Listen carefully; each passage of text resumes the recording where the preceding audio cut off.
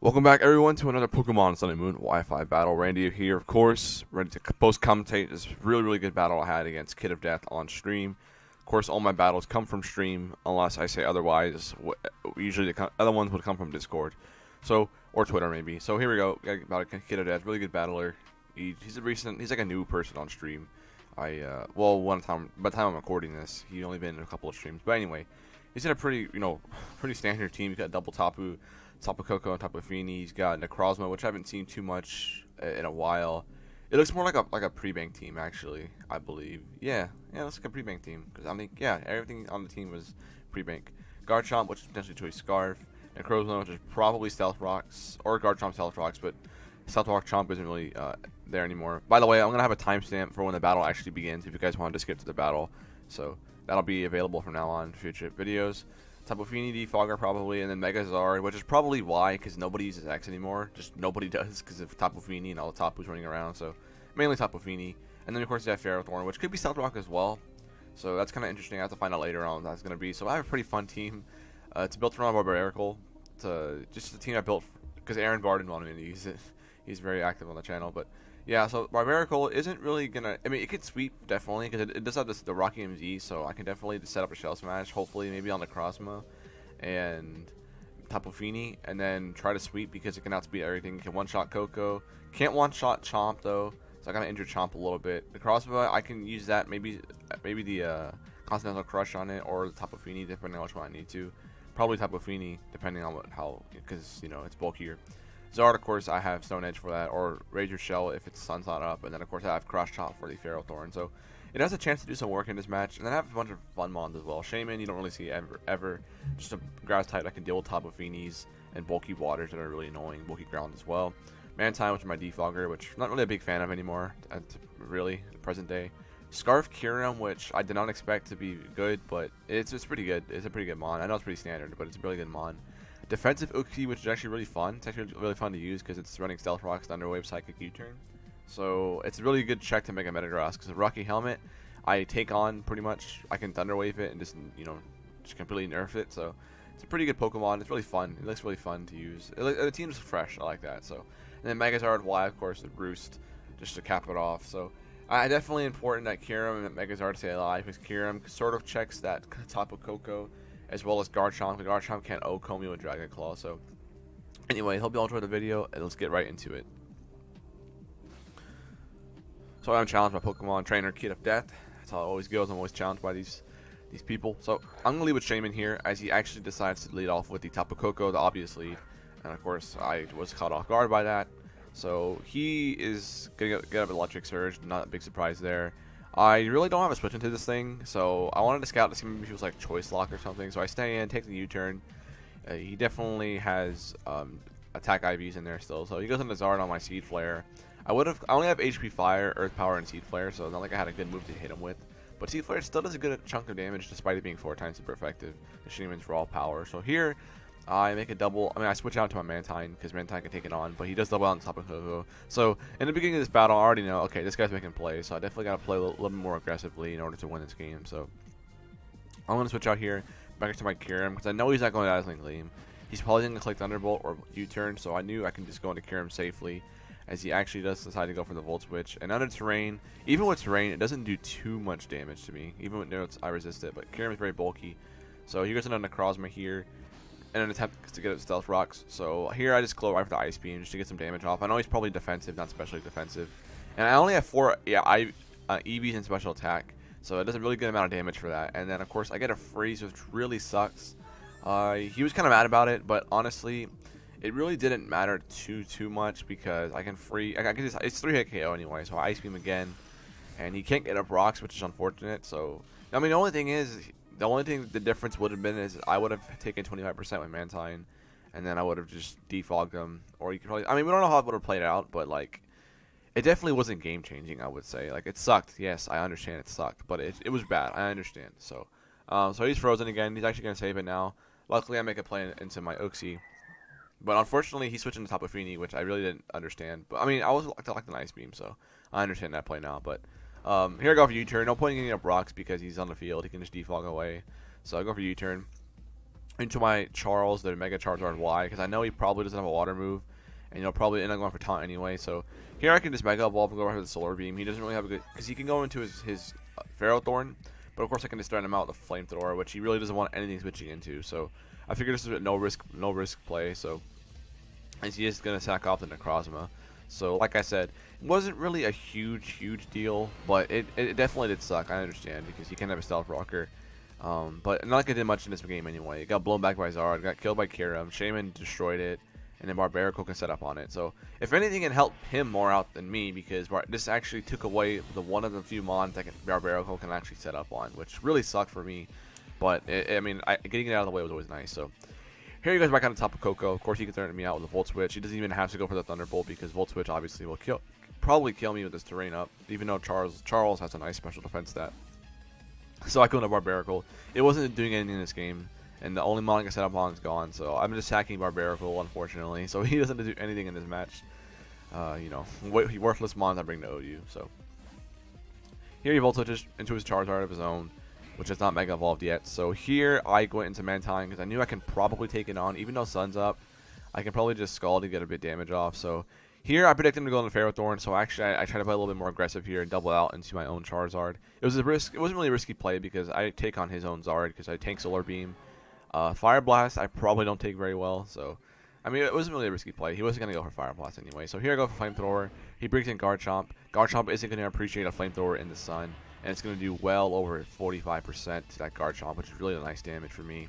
And so here I don't want to risk him being Scarf Stone Edge, so I'll go right into Uxie here, as he goes right for the Stone Edge. As I see, he is probably choice Scarf, because he wasn't afraid to die to, like, I'm going to stay in. So go to Uxie. So I don't want to get a Brock, because like I said, because Uxie's still on the, I mean, that Feeney's probably coming in. So I want to keep momentum up. I don't want to lose momentum by going for Stealth Rock. So here I go right for the U-turn, and I bring in my Shaman, I believe, so I can threaten him out with a Seed Flare.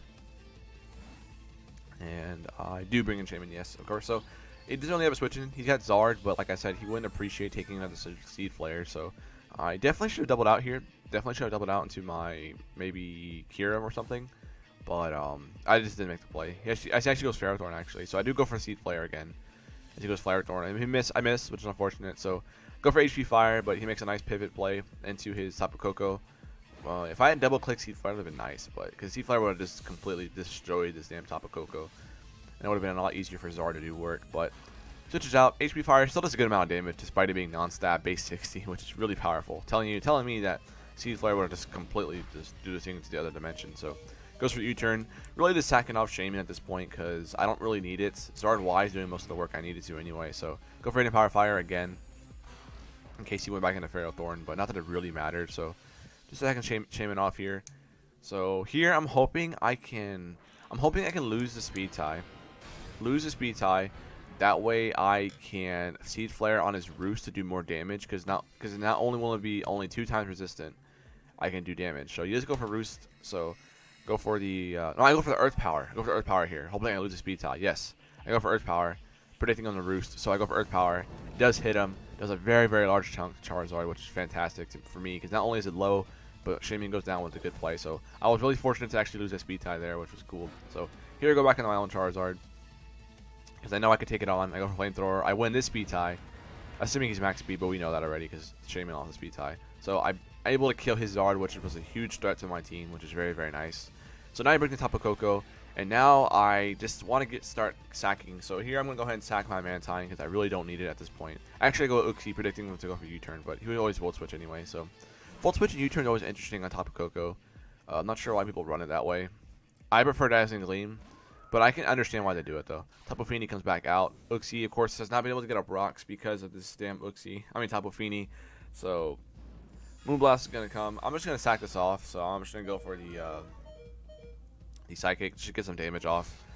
Some shit damage on Tapu Fini, but thanks to him getting that special attack drop, it's not doing anything to me.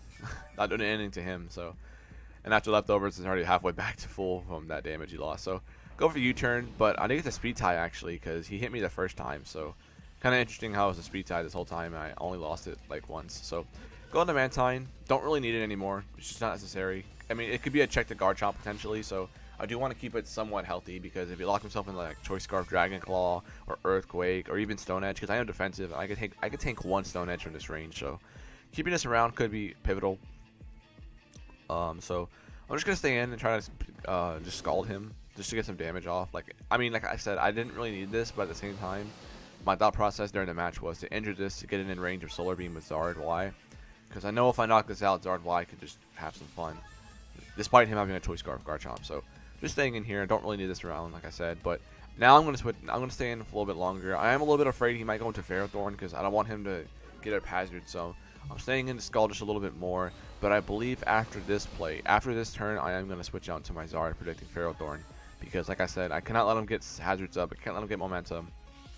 So if I'm not mistaken, after this little Scald War shenanigan, Moonblast shenanigans, after the terrain's over, I do switch out into my Zard Y, predicting Ferrothorn. So here I switch into Charizard as I get my sun up. Classroom looks sick, by the way. Hope you all like this, the classroom background. Looks pretty cool. So, yep, he goes for Moonblast. Actually, he didn't switch out this turn. Interesting. Okay, so for Moonblast, I just completely forgot. So anyway, gets a crit. Doesn't really matter too much because, you know, Zard Y doesn't need to be that healthy to take on his remaining Pokemon. So here I go for Flamethrower. I mean Solar Beam, obviously, as he switches out into probably his Ferrothorn, like he did earlier, as he did. And so yeah, the Solar Beam off on him, and it's gonna do nothing. Do nothing to Ferrothorn. Do absolutely nothing. So 1 second. Now I can go for Flamethrower after this and inherit the Ferrothorn and knock it out. So not sure why he stayed in with it, but it killed it, so that was good. But I guess he didn't need it anymore. He could have saved it for maybe Mantine, but I guess he wanted us to free switch into Tapu Koko, which is understandable. I knew he couldn't go into Garchomp because you can't risk that thing being injured. So his remaining three, of course, are the Tapu Koko, the Garchomp, and the Tapu Fini. So he just wanted to keep it, you know, as safe as possible.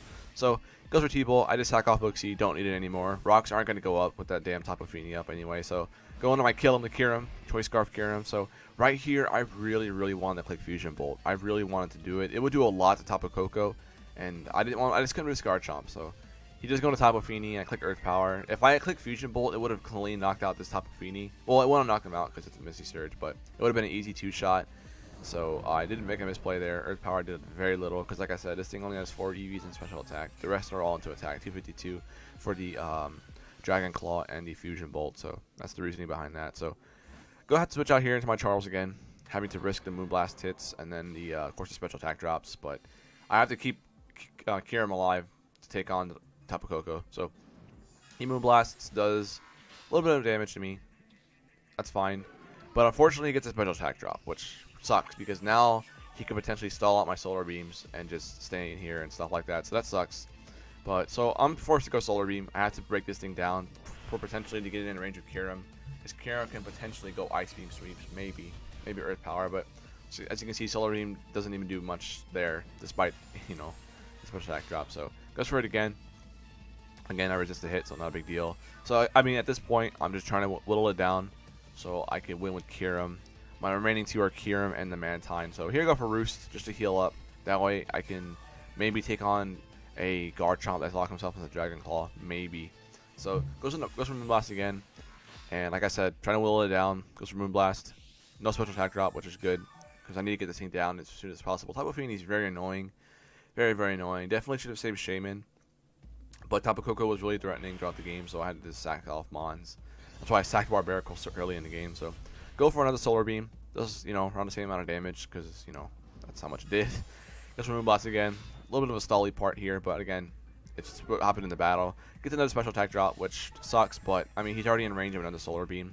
And I think here, I was miscounting Sun Turn, so I thought maybe it would disappear, but I remember I brought it in a turn after Fini, so his terrain went up, so I knew this was the last turn of Sun. So Solar Beam, fortunately, is able to knock him out on this turn. So Tapu Fini is finally down and hurt, and my Charizard really didn't do much. I mean, really didn't take any much damage. I was able to roost off most of it, so pretty much back to square one. Sun's gone. Brings in Koko again. So here I had to sack off the Mantine. Or actually, here I decided to sack off Charizard because it wasn't doing anything anymore because his last two were Garchomp with Stone Edge, and then of course this thing has Thunderbolt. So Charles did his work, he sacked it off. Definitely did most of the work this game besides Kyurem. So here I go back into Kyurem. So here I was debating going Ice Beam or Earth Power, but I had to go Earth Power. I didn't have a choice because Ice Beam was not going to kill at this range because I only had 4 special attack EVs. So I went Earth Power here. Knock out the Koko Choice Scarf. He knew I was Choice Scarf. He just knew he couldn't let Garchomp take damage. So last mon is the Scarf Garchomp, which can potentially kill me with Stone Edge, but I calculated it in the middle of the game, and I kind of just like knew in my head that Stone Edge would not kill either one of these mons, so it was just whether or not I wanted to Mantine to get the kill or Kyurem to get the kill. But as you can see, Mantine did tank the Stone Edge. I did have Ice Beam. I could have saved Mantine and let Mantine get the last kill of the game, but I decided to switch out to Kyurem. Kyurem could take a Stone Edge as well, so I sacked off Mantine. And of course, the final mon is my Scarf Kyurem against this Scarf Garchomp. He will outspeed, but at this range of health and the massive HP and the nice relative bulk, I'm actually running naive, not hasty, so my special defense is hindered, not my defense. So I'm able to tank the Stone Edge, and I'm able to knock out this Garchomp with Scarf Ice Beam and get the clean 1-0 victory against KidOfDeath. So that was a really, really long match. Hope y'all enjoyed. But yeah, it was a really entertaining match. So the freeze definitely sucked on the Krozma because it prevented him getting up rocks. Because my team was kind of weak to rocks, having 3 mons weak to it, 1, 2, 4 times weak to it. But nonetheless, it was a really good game. We'll probably have some good battles on stream in the future. It was a really fun team I decided to use. I hope you all like seeing Uxie and Shaman, even though they really didn't do anything in that game. Same with Barbarical, but Zardwai and Kyurem literally just carried the team on their back. But anyway, I hope y'all enjoyed, and I'll have some more Wi-Fi battles coming for y'all soon. Make sure y'all follow me on Twitter, follow me on Twitch, join the Discord server, and yeah, hope y'all enjoyed. Catch y'all next time. Take care.